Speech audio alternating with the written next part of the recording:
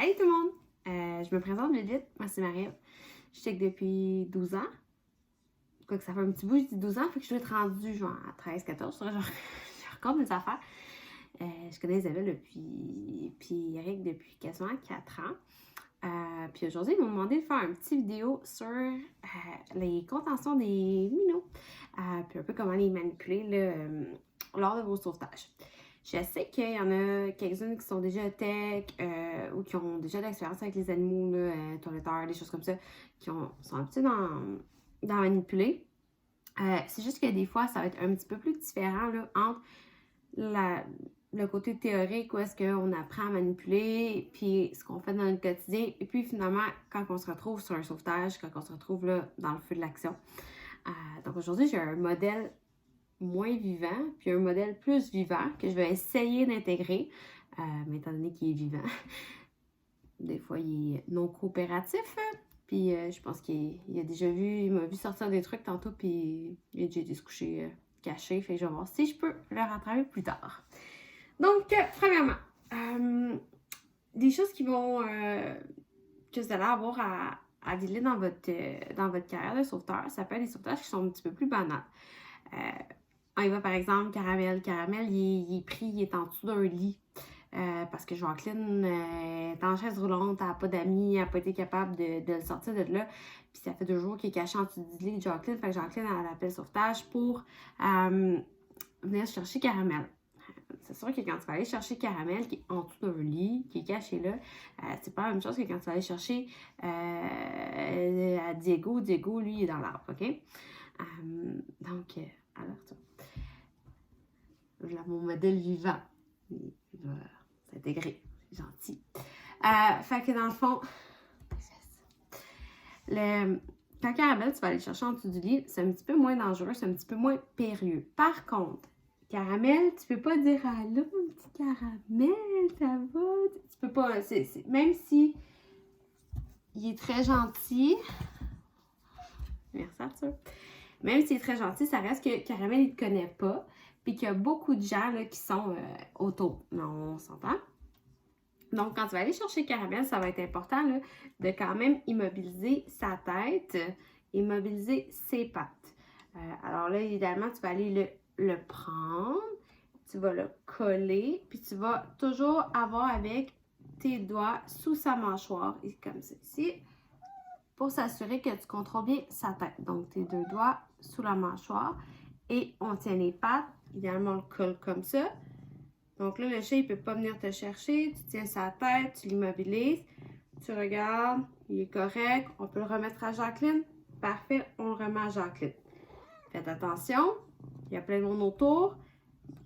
Caramel, il ne vous connaît pas. La première chose qu'il risque d'aller faire, c'est retourner en dessous du lit.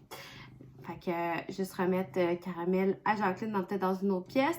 Et puis s'assurer là, que le niveau de stress là, il est beaucoup plus bas. Des sauvetages, je n'aurais pas beaucoup des beaux petits chats gentils qui sont cachés en dessous du lit de Jacqueline. Mais ça reste que ça va arriver, puis il faut quand même pas là, faire comme si c'était ton chat, puis d'y parler, puis tu sais, ça reste que ce chat-là, il ne te connaît pas.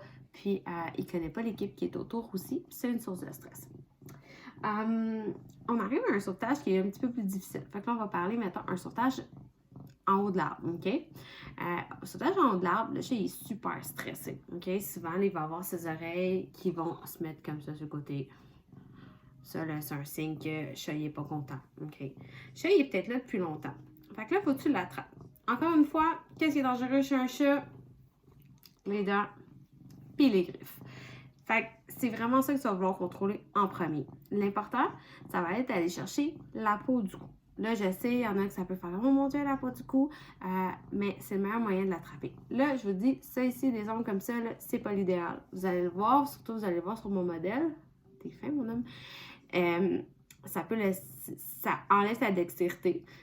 Il fera pas mal, là, OK? Il a la peau plus élastique que ça. Ça reste que, mettons, que ça arrive avec un monsieur comme ça, où le poil est inexistant, ça laisse des petites marques. Puis là, vous allez vous le faire dire. Timinou, je peux faire sa contention là, avec la peau du cou, puis vous allez bien voir parce que monsieur en a beaucoup. Fait que ce qu'on va aller faire avec notre main, notre main forte. Habituellement, moi, je suis droitière, fait que je vais aller chercher avec la main droite. Je vais aller chercher la peau du cou comme ça. Un bon moton, OK? Fait en tenant la peau du cou comme ça, je contrôle ma tête, OK? Monsieur n'est pas content. Un petit grain. Puis, évidemment, on va aller chercher les pattes en bas. Les pattes en bas, comme ça ici. Fait qu'on met un doigt entre ses pattes. Et là, comme ça, chat ne peut plus rien faire. Je contrôle et la tête et les pattes, OK? Si tu ne contrôles pas ses pattes arrière, qu'est-ce qui va arriver? Tu te promènes avec ton chat comme ça, son réflexe, ça va être d'essayer d'aller sur ton bras. OK, je sais. Regarde, ça laisse des petites marques là, quand tu as des ongles. On voit pas beaucoup. Il va essayer là, d'agripper avec ses pattes arrière. Il va essayer d'aller chercher ton bras. Parce que ça va être son réflexe. C'est comme ça. Là, ses pattes arrière, il va essayer d'aller venir te chercher, là, comme ça. Là. Tchou, tchou. Et là, c'est là tes blessures de guerre. C'est cool pour ton premier sauvetage, ça fait quelque chose à montrer. Mais, une année, tu finis par te tanner, tu te maries la semaine d'après, t'es bas, tu scrapes. Tu es allergique, là, la fameuse griffe de chat, tu te ramasses avec des antibiotiques IV pendant 2 semaines. Ça te scrape un été, pas de sangria parce que t'es ces antibiotiques. Tu veux pas ça. C'est pas pire quand t'as un manteau, là, mais quand t'es en manche courte, ça fait 40 en haut de l'arbre, tes bras sont à découvert. C'est sûr que là, ça dépend des gants aussi que vous allez employer, si vous êtes avec vos mains. Si tu as des gros gants, là, j'ai sorti mes gants, des gants de skidoo à mon chum, juste pour vous montrer. La dextérité n'est pas sa coche avec les filles qui travaillent en clinique, vous le savez, là, les gros gants de cuir, là, des fois, si c'est ce que vous avez pour montrer dans ça ne sera pas l'idéal, OK? Tu vas avoir pincher la peau du cou avec ça, oublie ça, là. Tu vas avoir de la misère. Fait que c'est sûr que ce que tu vas y aller, tu vas essayer quand même d'aller le prendre au niveau là, de la mâchoire comme ça pour qu'il essaie de ne pas venir te chercher avec ses dents. Oui, il est fâché. OK? Fait que ça, c'est l'alternative. Vraiment, aller ici, là, aller au niveau de la mâchoire là, pour le tenir quand tu as des gants, parce que c'est ça.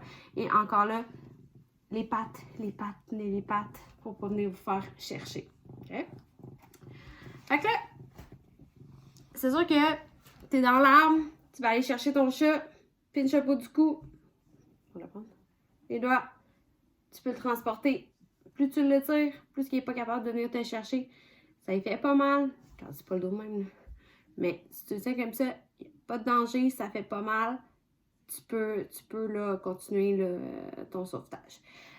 Ça se peut qu'il soit pas atteignable comme ça. Le chat, il se placera pas en position de dire comme salut, prends-moi, OK?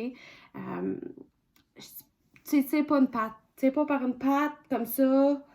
C'est pas bon. Eux, il va se débattre, il va aller plus haut, il va. Puis, tu vas disloquer une rotule, ça marchera pas, on va se faire chicaner. Bon. L'autre alternative, peau du cou, peau du dos. OK? Juste ici, là, en haut de la queue. OK? Souvent, il y a un petit surplus de peau là, qui est ici, peau, gras, etc. Mais qui peut te faire une poigne aussi. C'est pas la meilleure des manières, sauf qu'une année, t'as plus le choix. Une année, il faut que tu prennes un chat puis tu le descendes de l'arbre. Un, parce que c'est dangereux pour toi et pour lui. OK? Fait qu'on y va, mais on essaie de pas tirer au niveau des extrémités. Encore là, garde en tête, qu'est-ce qui blesse? Les dents, les griffes. Fait que c'est ça que t'éloignes le plus possible. N'oublie pas le petit doigt entre les deux jambes, deux chevilles qui se cognent, là, 2 os qui se frottent, ça fait mal, c'est pas le fun, puis ça te laisse de donner du fil à retordre là, un petit peu plus.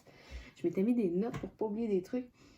Quand tu vas descendre le chat de l'arbre, OK, ce qui va être important là, avant de le remettre, là, puis, ou de le mettre dans le transporteur, idéalement, c'est de faire un petit examen physique pour s'assurer de voir les choses qui sont flagrantes. OK? Je ne vais pas te faire un examen complet, là, c'est pas ça.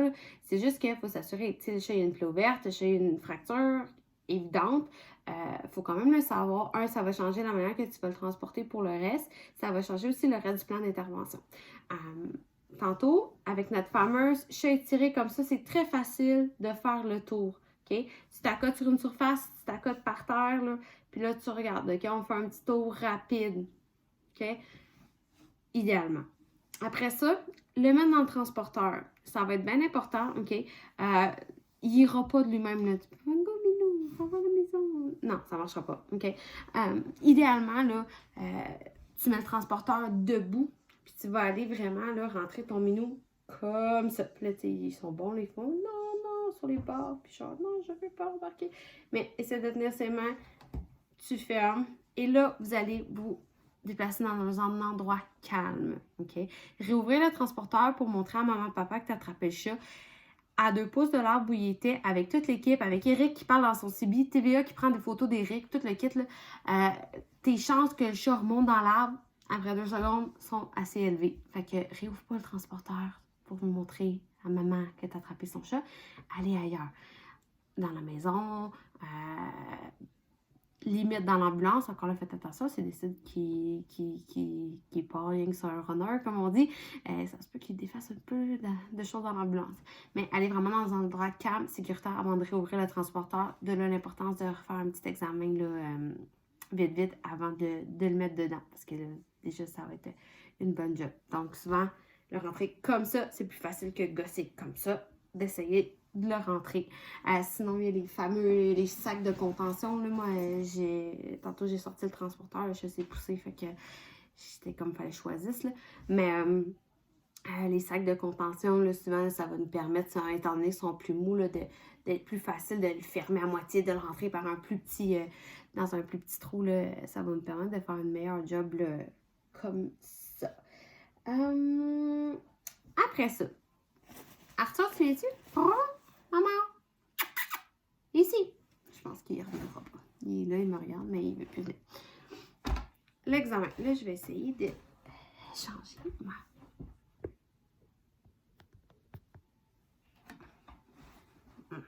C'est difficile. Non, ça marche pas. OK. Pour le fameux burrito, ça peut être quelque chose que vous allez avoir besoin de faire là, éventuellement pour... Je m'excuse. J'essaie de vous le montrer. Mais ça tiendra. Obviously, ça tiendra pas. Ah, attendez. Je vais essayer. Bon. Le fameux burrito. Ça va être super pratique de savoir le faire pour la suite après. Souvent après l'avoir transporté. Si jamais vous n'avez pas de cage de transport, vous n'avez pas le filet pour l'attraper, vous n'avez rien de ça. Une serviette, OK? Ça va déjà améliorer ta vie pour pouvoir transporter, pour pouvoir l'amener vers un endroit sécuritaire. Comment on fait le fameux burrito? Tu mets ton chat dans le burrito. Tu es en contention. Tu l'as mis là. OK? Tu lâches pas sa tête. Tu peux accoter ton avant-bras sur ses pattes là, pour s'assurer qu'il touche par terre et que tu peux contrôler quand même ses pattes arrière. Donc, comme ça. Et là, tu viens... Faites pas ça, mettez pas vos doigts là. Vous passez la serviette d'un côté. Et là, vous venez comme ça. Change ta main. Viens chercher lui. On y va serrer. Comme ça. L'autre côté. Comme ça. Souvent, moi, je vais aller reprendre ma peau du cou. C'est encore accessible. Sinon, je vais y aller avec la mâchoire. Et je vais passer sous lui la serviette. Et là, je vais l'amener comme ça sur moi. Et je vais transporter mon chat. Comme ça, les pattes arrière sont cachées, sont dans la serviette. J'ai un contrôle sur la tête. Et là, je peux faire une plus grande distance avec Minou sans me faire érafler les côtes, sans me faire ramasser le tout bras.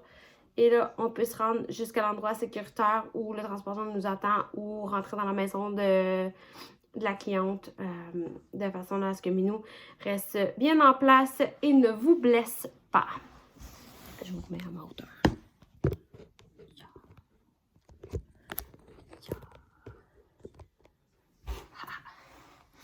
Donc, j'avais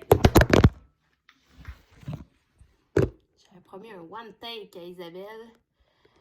Donc, il faut que vous accepter mes petites caméras qui tombent.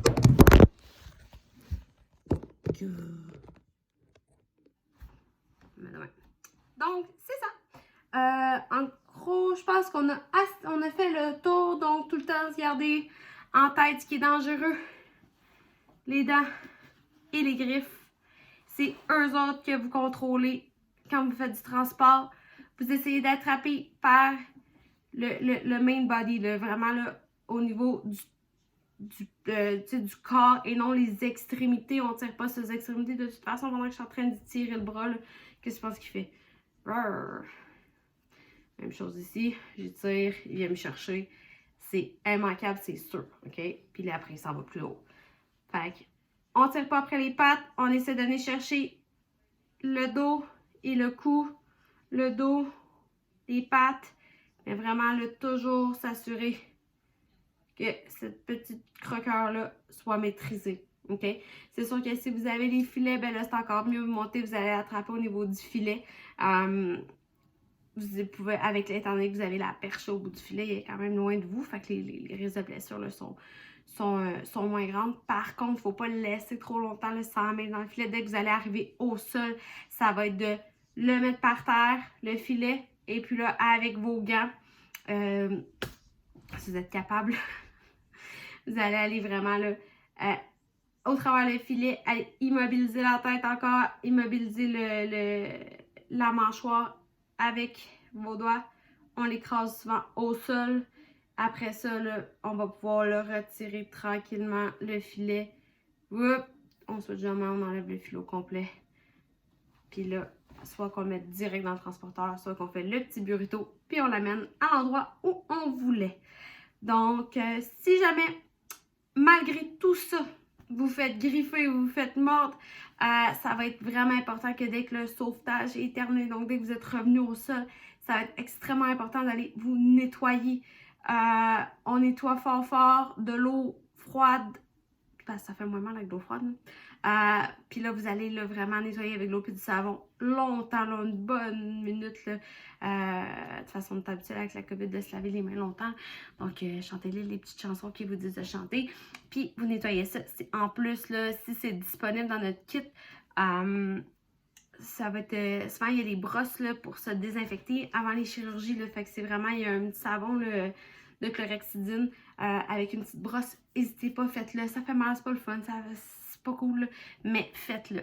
C'est sûr que si ça a traversé la peau, ça saigne beaucoup. Là, il va falloir là, aller à l'hôpital, voir si vous n'avez pas besoin d'antibiotiques. Il faut s'assurer que vous n'enflez pas rien. Et là, c'est sûr qu'il va y avoir des rapports là, CCST et tout à remplir. Parce que oui, il y en a qui, un petit morceau, ça fait rien, puis il y en a d'autres qui finalement, ça se ramasse à l'hôpital, la main est super enflée, antibio, toute la kit. Fait qu'on nettoie vraiment bien. Si c'est juste une petite griffure, tant mieux. Si c'est vraiment une perforation, là, on va aller s'assurer que tout est beau avec un médecin. Ils font faire le tétanos, là, ça je l'ai jamais tout le temps compris, là, mais ils vont checker votre tétanos à jour et tout et tout.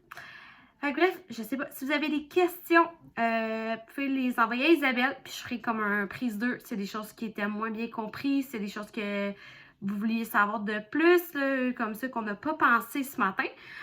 Fait qu'envoyez ça à Isabelle. Puis on fera une prise 2. Puis je vais vous revenir aussi un peu plus tard avec les chiens. Les chiens, c'est un petit peu plus simple. Là, vous allez voir. Fait que, ben, passez une belle journée. Bye!